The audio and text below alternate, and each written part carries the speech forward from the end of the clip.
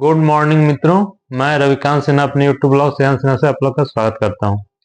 आज भी मैं एक महिलाओं से रिलेटेड ही महिलाओं के निजी अंग ब्रेस्ट जिसको स्तन बोलते हैं उसके बारे में डिटेल बता रहा हूं। उसमें कौन कौन सी बीमारी मिलती है, कौन कौन सी बीमारी पाई जाती है हमारे जनरल एवं कॉमन पॉपुलेशन में और खूब मिलती है। ये ब्रेस्ट महिलाओं का एक प्राइवेट पार्ट्स माना जाता है। तो इसमें भी बहुत सारी बीमारी मिलती हैं तथा इसका इलाज करवाना चाहिए। कोई भी बीमारी फील हो, पता चले किसी तरह का दिक्कत हो तो डॉक्टर से मिलना चाहिए, दिखवाना चाहिए। इसमें लाज शर्म करने वाली बात नहीं है, छुपाने वाली बात नहीं है, तो अन्यथा बीमारी बड़ा रूप ले सकती है।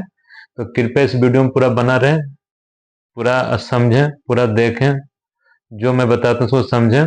और किसी भी तरह को कोई मन में सवाल हो तो कृपया मेरे कमेंट सेक्शन में जाकर पूछें, मैं उसको कोशिश करूँ कि जवाब दूँ।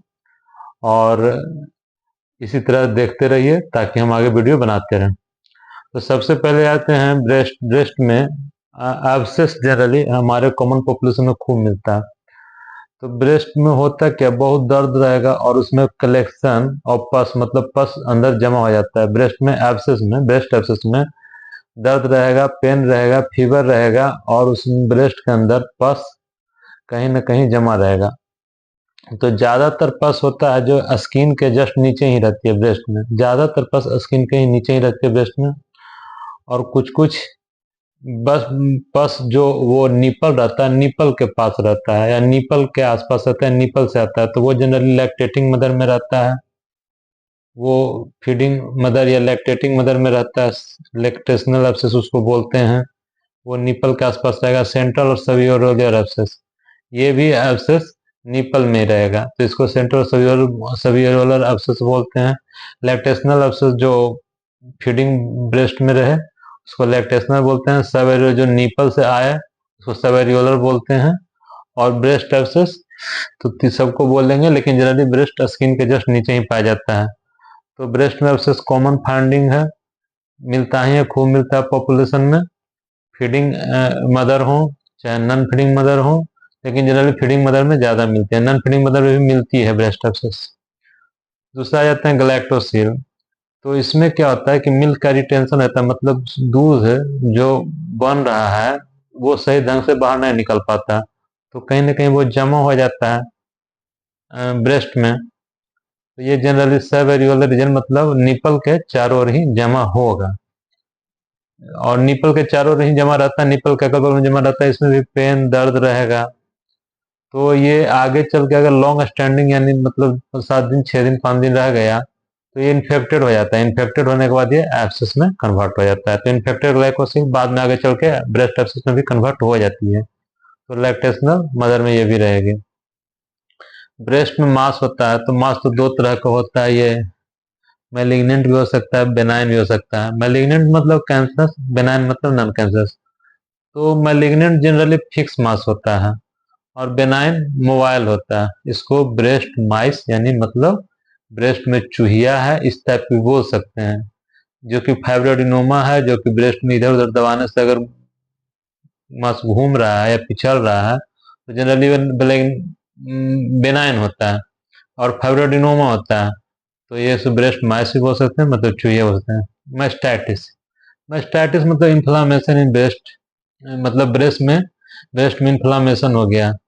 तो फोकल मेस्टाइटिस मतलब किसी ब्रेस्ट के फोकल रीजन पे बहुत दर्द है, थोड़ा सा हार्ड है, पल्पेबल हार्ड है, लंप टाइप के है, तो फोकल मेस्टाइटिस हो गया। मतलब वहां पे आपको हाइपरिकोइक अल्ट्रासाउंड में हाइपरिकोइक इकोजेनिक टाइप के दिखेगा, एडिमिटस फैट प्लेन दिखेगा, मतलब फैट में जनरली दिखेगा कि एडिमा है।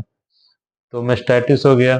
अच्छा, ये मेस्टाइटिस क्रोनिक मेस्टाइटिस हो जाएगा तो उसमें एब्सेस बन जाएगा ब्रेस्ट में, छोटा छोटा पॉकेट एब्सेस का मिल सकता है क्रोनिक मेस्टाइटिस में। मेस्टाइटिस में इन्फ्लामेशन रहेगा, पूरे ब्रेस्ट में दर्द रहेगा और ब्रेस्ट बल्की रहेगा, तो इसको मेस्टाइटिस हो गया। और ये क्रोनिक मेस्टाइटिस में आगे जाके पस दिख सकता है। और फोकल मेस्टाइटिस में लोकलाइज्ड एरिया में पेन रहेगा, लोकल एरिया थोड़ा सा बल्की दिखेगा, तो इसको फोकल मेस्टाइटिस बोल सकते हैं। फाइब्रोएडेनोमा मोबाइल मास है, मतलब पल्पेबुल लंप है, मोबाइल है, घूम रहा है, तो फाइब्रोएडेनोमा होता है।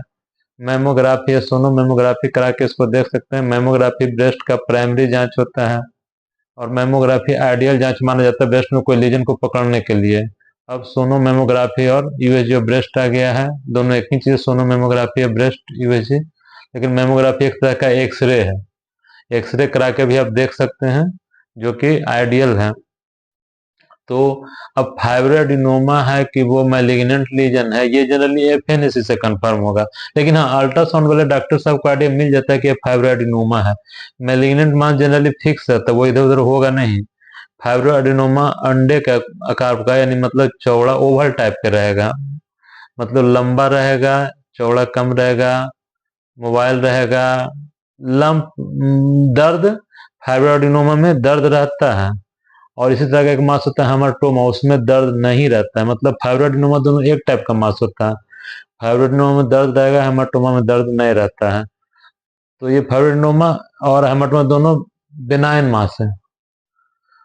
ओल्ड लेडी हैं कोई, मतलब 45-50 बरस की लेडी है, 50-52 बरस की लेडी है, और उनके ब्रेस्ट में अगर कोई मास हो रहा है और ये पेनलेस मास है, और ये लग बोल रही है कि सडन आया है, मतलब कुछ दिन पहले से दिख रहा है, तो मेलिग्नेंस की सस्पिशियस मास वो बनता है। तो उस मास को एफएनएसी करा के देखना चाहिए। और क्योंकि ओल्ड लेडी में जनरली मेलिग्नेंट मास इसी टाइप का अपीयरेंस दिखाता है, तो मास का प्रोबेबिलिटी मेलिग्नेंट का ज्यादा आता है, इसलिए एक अल्ट्रासाउंड कराने के बाद एफएनएसी जांच करा के कंफर्म कर लेना चाहिए। फिर आ जाते हैं ब्रेस्ट डक्टल कार्सिनोमा।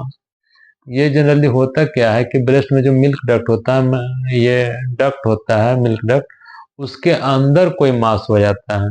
मतलब ब्रेस्ट का मिल्क डक्ट में मास हो जाता है और जनरली मास इरेगुलर टाइप के दिखता है, तो ये जनरली आप मिल्क डक्ट या ब्रेस्ट डक्ट कार्सिनोमा इसको बोल सकते हैं, या होता है, बहुत रेयर पॉसिबिलिटी होता है। फाइब्रोसिस्टिक डिजीज में क्या होता है कि ब्रेस्ट लंपी हो जाता है, मतलब ब्रेस्ट का लंपी होता है, पेनफुल हो जाता है, कोई मास टाइप के आपको जनरलाइज मास टाइप के दिख रहा है कि पूरे ब्रेस्ट में लग रहा है कि कुछ निपल के चारों ओर कड़ा है, तो फाइब्रोसिस्टिक डिजीज हो जाता है। तो फाइब्रोसिस्टिक डिजीज, तो ये भी मेडिसिन से ठीक हो जाता है। फाइब्रोएडिनोमा का आपको ऑपरेशन करवा के हटवा सकते हैं, फाइब्रोसिस्टिक मेडिसिन से ठीक हो जाता है। फाइब्रोडिनोसिस होता है और ब्रेस्ट का फिर वो मैलिग्नेंट मास होता है तो फिक्स रहेगा और जल्दी ओल्ड लेडीज में मिलेगा। हाँ, और फिर ब्रेस्ट के ये दोनों जो एक्जिलरी जिसको कांख बोलते हैं, वहां भी कभी कभी गिल्टी देखता है। जनरली ब्रेस्ट वाले पेशेंट को कुछ तरह का दिक्कत हो तो उनका कांख भी देखा जाता है, कांख में कोई गिल्टी तो नहीं है, और जनरली गिल्टी रहती भी है। और गिल्टी जनरली नॉन स्पेसिफिक, मतलब बिना कारण के रहता है, तो गिल्टी का साइज देखना चाहिए, साइज पे ही निर्भर आप कर सकते हैं या डिसीजन ले सकते हैं कि किस तरह का गिल्टी है। तो हम आशा करते हैं कि जो हमारे पॉपुलेशन में, हमारे आबादी में, हमारे इर्द गिर्द रहने वाले सोसाइटी में मोटा मोटी जितना ब्रेस्ट का डिजीज मिलता है उसको हमने बहुत अच्छे से एक्सप्लेन कर दिया। किसी के मन में कोई सवाल है तो कृपया पूछिए, बताइए, उसका हम कोशिश करेंगे कि अगले वीडियो में बेहतर एनालिसिस दें, बेहतर अच्छा बताएं। तो इसलिए धन्यवाद मित्रों, थैंक यू मित्रों for watching this video. Okay, धन्यवाद।